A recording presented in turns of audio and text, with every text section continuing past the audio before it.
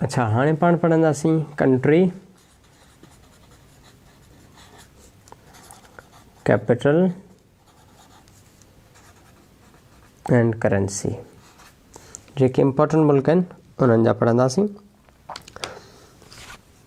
हाणे सभिनी खां पहिरियां पाण था पढ़ूं न्यूज़ीलैंड।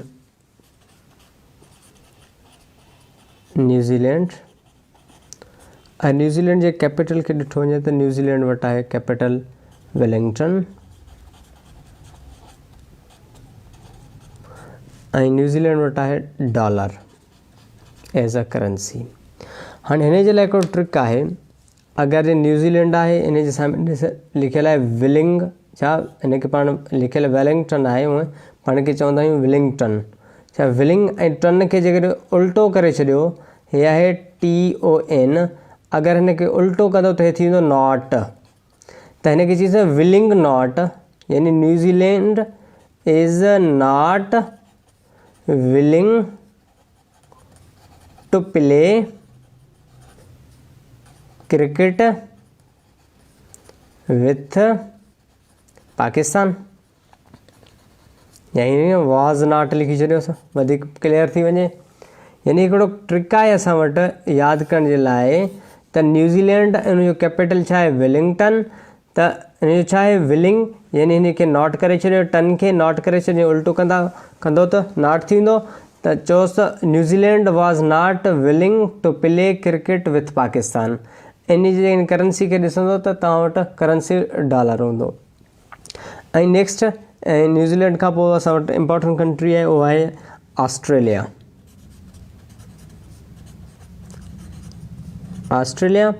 ऑस्ट्रेलिया जो कैपिटल आहे कैनबरा, ऐं ऑस्ट्रेलिया वटि करेंसी आहे ऑस्ट्रेलियन डॉलर।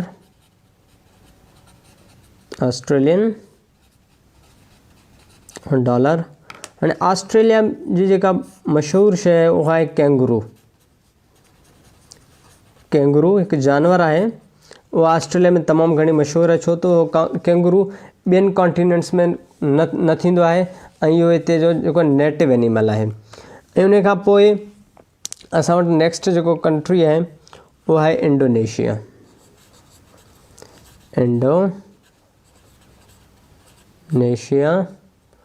इंडोनेशिया जो कैपिटल आहे जकार्ता, ऐं करेंसी आहे इंडोनेशिया वटि रुपया। हाणे इंडोनेशिया कैपिटल जकार्ता ऐं करेंसी आहे रुपया। ऐं इंडोनेशिया जे हिसाब सां हिकिड़ो ॿियो क्वेश्चन बि अहम पुछियो वेंदो आहे, Indonesia is the largest archipelago of the world. हाणे आर्चिपेलागो जो माना छा आहे, इन जो मक़सदु आहे क्लस्टर ऑफ आइलैंड, यानी ॿेटनि जो हिकिड़ो वॾो मजमू आहे जंहिंमें 15 खां वधीक जेके हज़ार हिन में जेके आहिनि कॉन्टिनेंट्स आहिनि, जंहिंमें 13,000 बि चई वेंदो आहे, 15,000 बि चई वेंदो आहे, 13,000 बि चई वेंदो आहे, 15,000 बि चई वेंदो आहे। त इन विच में हिन वटि जेको आहे आइलैंड्स आहिनि, तंहिंजे करे हिनखे चइबो आहे largest archipelago of the world, ऐं हिनखे चइबो आहे क्लस्टर ऑफ आइलैंड कंहिंखे इंडोनेशिया खे। ऐं जेकॾहिं वधीक मुस्लिम पॉपुलेशन आहे त उहा इंडोनेशिया वटि आहे। दुनिया में वधीक मुस्लिम पॉपुलेशन इंडोनेशिया वटि आहे, ऐं इन जो कैपिटल छा आहे जकार्ता, ऐं इन वटि करेंसी आहे रुपया। इन खां पोइ असां वटि नेक्स्ट इम्पोर्टेंट कंट्री आहे मलेशिया।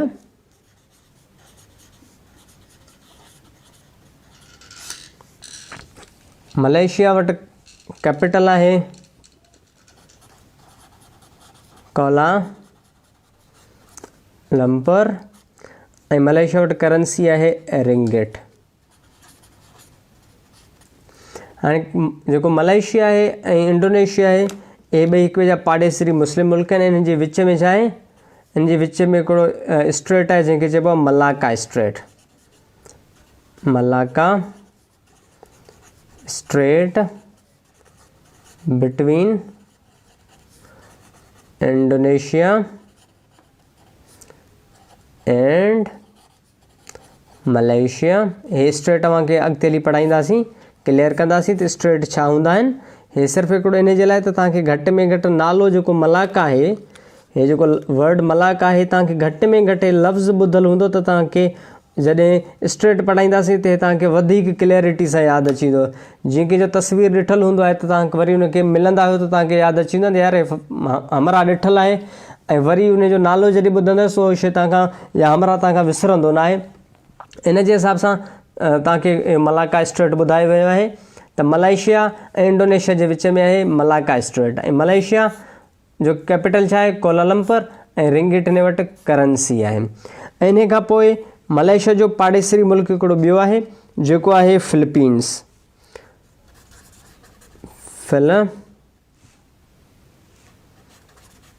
फिलीपीन ऐं फिलीपीन जो कैपिटल आहे मनीला,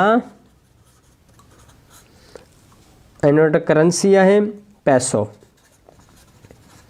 फिलीपीन, मनीला, पैसो। ऐं मनीला में जेको आहे हेडक्वार्टर आहे ADB जो, एशियन डेवलपमेंट बैंक जो हेडक्वार्टर किथे आहे, मनीला में आहे। इनखे मां ADB जो फुल फॉर्म लिखी थो छॾियां, Asian development bank. Asian development bank जो हेडक्वार्टर किथे आहे, मनीला में आहे। यानी फिलीपीन जो कैपिटल छा आहे मनीला, ऐं हिन जो करंसी छा आहे पैसो। फिलीपीन, मनीला, पैसो ऐं मनीला में छा आहे ADB जो हेडक्वार्टर, यानी एशियन डेवलपमेंट बैंक जो हेडक्वार्टर किथे आहे, मनीला में आहे। उन खां पोइ ॿियो इम्पोर्टेंट कंट्री जेको मलेशिया जो पाड़ेसरी आहे उहो आहे थाईलैंड। ऐं थाईलैंड जो जेकॾहिं कैपिटल पाण ॾिसूं त उहो आहे बैंकॉक। ऐं हिन वटि करंसी आहे थाई बट या बहत बि लिखंदा अथसि, BAHT। यानी थाईलैंड, बैंकॉक ऐं थाई बहत इनखे लिखंदा आहिनि। इहो थी वियो हिकिड़ो ॿियो इम्पोर्टेंट कंट्री, थाईलैंड, बैंकॉक ऐं थाई बहत, यानी की ख़ाली बहत बि चवंदा आहिनि, BAHT बि लिखंदा आहिनि। छो त थाईलैंड जेकॾहिं एग्ज़ाम्स बि ॾींदा त माण्हू खे क्लियर थी वेंदो आहे थाईलैंड जी करंसी, यानी थाई लिखियलु आहे त इहो थाईलैंड जी करंसी आहे, तंहिंजे करे थाई न ॾींदा आहिनि। जीअं पाण हिते पढ़ियो न, हिकु मिनट, हिते ॾिनल आहे ऑस्ट्रेलियन डॉलर। हाणे ऑस्ट्रेलियन डॉलर ॾिनल आहे पर एग्ज़ाम में ऑस्ट्रेलियन डॉलर कोन हूंदो, हुते सिंपल डॉलर लिखियलु हूंदो। ऐं जीअं हिते न्यूज़ीलैंड जे साम्हूं डॉलर लिखियलु आहे, जेकॾहिं तव्हां बुक्स ॾिसंदो त उन में न्यूज़ीलैंड डॉलर लिखियलु हूंदो, पर तव्हांखे हिते सिंपल डॉलर ॾिनल हूंदो एग्ज़ाम्स में। इन जे लाइ त डॉलर US वटि बि आहे, डॉलर इन वटि बि आहे, डॉलर कैनेडा वटि बि आहे, डॉलर घणनि मुल्कनि वटि आहे, तंहिंजे करे सिंपल डॉलर ॾेई छॾींदा आहिनि त जीअं ख़बर पए त स्टूडेंट्स खे या एस्पायरेंट्स खे ख़बर बि आहे या न। तंहिंजे करे सिंपली बहत ॾेई छॾींदा त जीअं ख़बर आहे जेके कैंडिडेट्स खे या न, तंहिंजे करे तव्हांखे बहत ई यादि करिणो पवंदो। ऐं नेक्स्ट असां वटि ॿियो कंट्री आहे वियतनाम। वियतनाम जे कैपिटल खे ॾिसे त उहो आहे हनोई। ऐं हिन जो पंहिंजो करंसी आहे वियतनाम वटि डोंग। वियतनाम जो कैपिटल आहे हनोई ऐं डोंग हिन वटि करंसी आहे। वियतनाम जो हिकिड़ो इम्पोर्टेंट पर्सनैलिटी आहे, दुनिया में तमामु घणो मशहूरु आहे, जंहिंखे पाण छा चवंदा आहियूं, हो ची मन। काफ़ी माण्हू दोस्तनि मां ॿुधो हूंदो त हो ची मन उहो वियतनाम जो रहियो आहे, हिकिड़ो सोशलिस्ट रहियो आहे ऐं दुनिया में मशहूरु आहे हो ची मन। ऐं हिन ते सिंधीअ में काफ़ी किताब आयल आहिनि। ऐं हो ची मन किथां जो, वियतनाम जो हो, जंहिं अमेरिका सां जेको आहे जंग विड़ियो हो पंहिंजे दौर में। ऐं वियतनाम जो कैपिटल हनोई ऐं करंसी डोंग। ऐं नेक्स्ट असां वटि इम्पोर्टेंट कंट्री आहे चाइना, छो त चाइना ऐं वियतनाम हिक ॿिए जा पाड़ेसरी आहिनि। ऐं वटि आहे चाइना वटि पंहिंजो कैपिटल आहे बीजिंग ऐं करंसी आहे yuan. China, Beijing, yuan. China खे जेकॾहिं ॾिठो वञे त चाइना आहे largest largest populated country of the world, यानी सभिनी खां वधीक पॉपुलेटेड यानी वधीक जेकॾहिं आबादी आहे माण्हुनि जे हिसाब सां आदमशुमारी आहे, तो आहे चाइना जी आहे। सभिनी खां वधीक पॉपुलेशन कंहिंजी आहे? चाइना जी आहे दुनिया में। सेकंड नंबर ते केरु आहे? इंडिया आहे। ठीकु आहे। इन जे कैपिटल जी ॻाल्हि कई वञे तो बीजिंग आहे ऐं इन जो करेंसी छा आहे? युआन आहे। सही आहे। नेक्स्ट असां वटि पंहिंजो कंट्री आहे नॉर्थ कोरिया। नॉर्थ कोरिया जो कैपिटल है Pyongyang.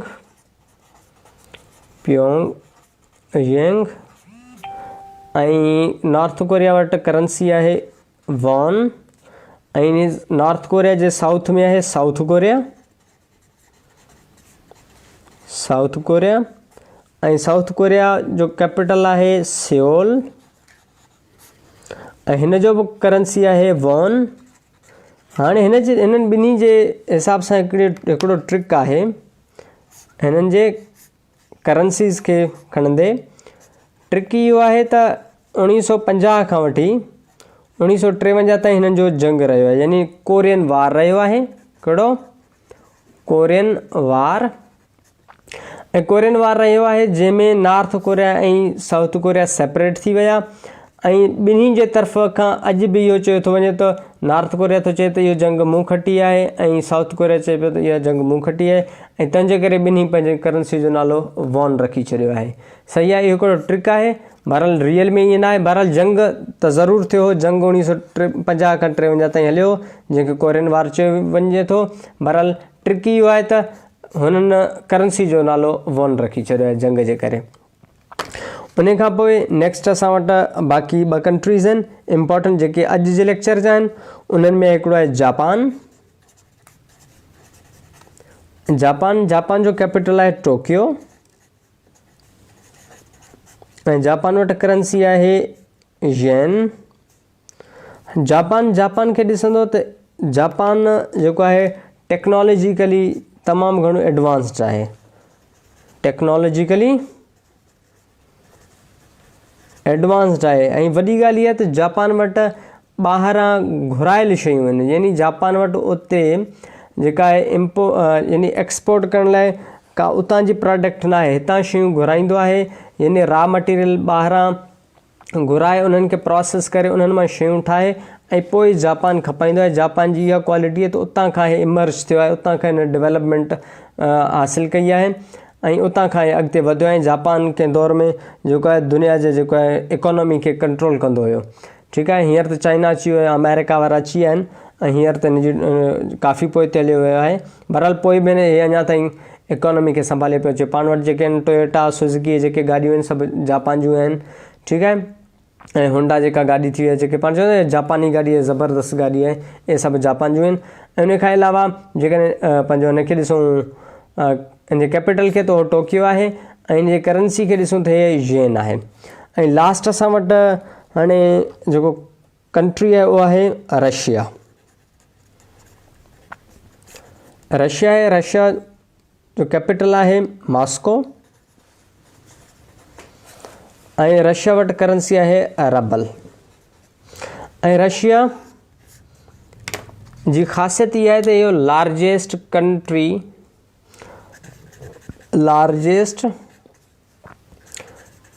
Country of the world by area आहे।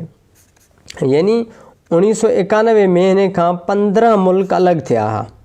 1991 में USSR टुटी हुई ऐं उन खां पोइ रशिया सिर्फ़ु सेपरेट थी वियो। इन खां 15 मुल्क टुटी अलॻि थी विया, जंहिंमें कज़ाकिस्तान, तुर्कमानिस्तान, आज़रबाईजान, लिटवेरिया, लिथुआनिया, यूक्रेन, मालदोवा, हिन में जाम मुल्क आहे जेके टुटी अलॻि थी विया। 15 मुल्क तक़रीबन आहिनि जेके टुटी अलॻि थी विया।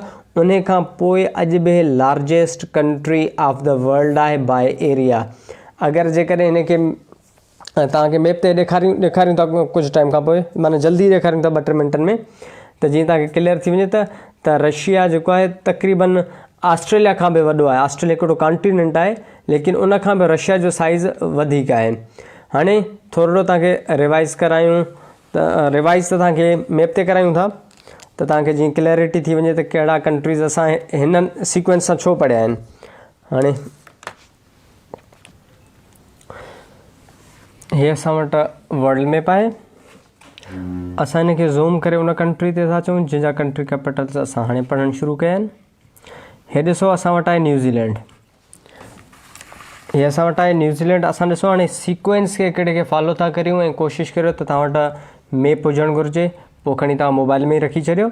हे न्यूज़ीलैंड आहे। न्यूज़ीलैंड खां पोइ फॉरन जंहिंजो कैपिटल आहे विलिंगटन। हे ॾिसो लिखियलु आहे विलिंगटन। न्यूज़ीलैंड कैपिटल विलिंगटन ऐं इन वटि जेको करंसी आहे उहो डॉलर आहे। असां हाणे करंसी नथा ॿुधायूं, हिते तव्हांखे सिर्फ़ु मैप ॿुधाए था हलूं। उन सां गॾु पंहिंजो कैपिटल लिखियलु आहे। उन खां पोइ नेक्स्ट आहे असां ऑस्ट्रेलिया पढ़ियो आहे। हे न्यूज़ीलैंड, उन सां गॾु लिंक ॾिसो ऑस्ट्रेलिया आहे, ऑस्ट्रेलिया आहे। ऐं उन खां पोइ जेकॾहिं मथे ॾिसो त पपुआ न्यू गिनी आहे, लेकिन इम्पॉर्टेंट कंट्री न आहे छो त एग्ज़ाम्स में तमामु घटि ईंदो आहे। लेकिन उन जे बदिरां इंडोनेशिया ईंदो आहे, उहो बि ऑस्ट्रेलिया जो जे भरिसां आहे। हीअ आहे इंडोनेशिया। इंडोनेशिया जेको पाण जो पढ़ियो कैपिटल जकार्ता। ऐं उन खां पोइ असां हलियासीं मलेशिया ॾे। मलेशिया जा 2 हिसा आहिनि, हिकिड़ो हिन तरफ़ आहे, हिकिड़ो हिन तरफ़ आहे। ऐं जो कैपिटल छा आहे कोलालंपर। ऐं इन खां पोइ असां पढ़ियो फिलिपीन। विच में ब्रुनाई बि आहे पर नंढड़ो मुल्क आहे, असां हुनखे टच कोन कयो इम्पोर्टेंस जे करे। ऐं इहो फिलिपीन, असां हिते फिलिपीन खे पढ़ियो। ऐं फिलिपीन खे पढ़ियोसीं। मथां वरी कंट्रीज़ मिसिंग हुआ, यानी कंट्रीज़ जो लिंक कोन पियो ठहियो, त असां वापसि मलेशिया वटि आयासीं। मलेशिया खां पोइ असां वरी थाईलैंड ॾे मूव कयो, यानी इम्पॉर्टेंट कंट्री आहे मलेशिया खां पोइ थाईलैंड। ऐं थाईलैंड खां पोइ असां विच में 2 कंट्रीज़ छॾे ॾिना, छो त लाउस ऐं कंबोडिया असां इन्हनि खे स्किप कयो ऐं वियतनाम ॾे हलिया वियासीं, छो त हिन जो इम्पोर्टेंस आहे हिस्ट्री में। तंहिंजे करे असां वियतनाम खे टच कयो ऐं उनखे पढ़ियो वियतनाम, जंहिंजो पंहिंजो कैपिटल पढ़ियो पाण हनोई। ऐं उन खां पोइ वियतनाम मथे चाइना सां जा बॉर्डर्स था लॻनि, तंहिंजे करे असां चाइना खे पढ़ियो जंहिंजो कैपिटल आहे बीजिंग। ऐं उन खां पोइ चाइना सां लॻोलॻि नॉर्थ कोरिया जंहिंजो कैपिटल आहे प्योंगयांग ऐं साउथ कोरिया सियोल। ऐं उन सां ॾिसो इंटर रिलेटेड आहे साम्हूं ई इन जी छा आहे जापान। हे जापान आहे, हिकिड़ो आइलैंड कंट्री आहे ऐं असां उनखे पढ़ियो। ऐं उन खां पोइ वापसि चाइना जे मथां पढ़ियो असां रशिया। रशिया ॾिसो केतिरो वॾो आहे। रशिया हितां खां शुरू थो थिए, हिन एरिया खां शुरू थिए थो ऐं हे एरिया यकी रशिया वटि आहे।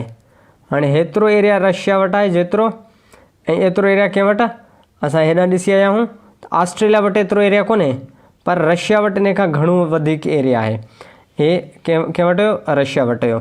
असां एसी ताईं कंट्री कैपिटल्स पढ़िया आहिनि ऐं तव्हांखे मैप ते ॾेखारियो आहे। ऐं हिकु ॿ दफ़ा तव्हां बि मैप ते ॾेखारींदोसि त हे तव्हांखे वधीक क्लियर थींदो।